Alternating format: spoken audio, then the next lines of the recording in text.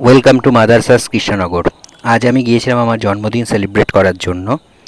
তো দেখা যাক, চলো তোমাদেরকে দেখাই কিভাবে আমার জন্মদিন সেলিব্রেট হলো। মাদারসা ঢুকতে গেলে এখানে একটা ছোট্ট একটা দোকান টাইপের, শপ টাইপের আছে, হ্যাট ক্র্যাপের সব কিছু পাওয়া যায় খানিকটা। তো অ্যাটমসফিয়ারটা খুব ভালো ছিল রেস্টুরেন্টসের।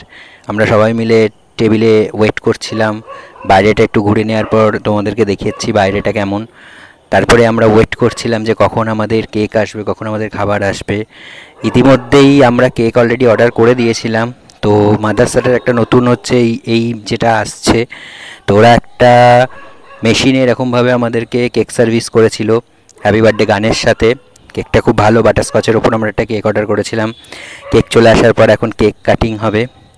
সবাই এক্সাইটেড কেক কাটিংয়ের জন্য। আমি তো মাকে পাশে নিয়ে বসে কেক কাটিং শুরু করে দিয়েছিলাম। তো দেখা যাক, কেক কাটিং ফাটিং সব হচ্ছে, ওদিকে ফটোশ্যুট চলছে, হ্যাপি বার্থডে গান চলছে। কেক ফেক কাটিংয়ের পরে আমরা একটু কেক খাওয়া খাই শুরু করলাম।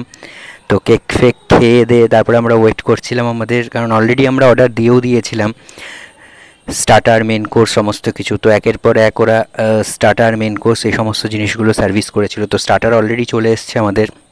আমরা চাইনিজের কিছু স্টার্টার, কিছু ইন্ডিয়ান বেস স্টার্টার, এরকম 3-4 রকমের সব ননভেজ আইটেমই অর্ডার করেছিলাম। তো এরকম স্টার্টার সবাই মিলে আমরা এনজয় করছিলাম খাওয়াটা। এবং তার সঙ্গে মেন কোর্সটাও আমাদের অর্ডার ছিল। তো মেন কোর্সে বিরিয়ানি ছিল, ফ্রাইড রাইস ছিল, মেন কোর্সে আপনার চিকেনের আইটেম ছিল, মাটনের আইটেম ছিল। তো সমস্ত কিছু যখন খাবার সার্ভিস করছিল, এই দিদিরা খুব ভালোভাবে আমাদেরকে হেল্প করছিল, খুব ভালোভাবে এখানে সার্ভিস করছিল।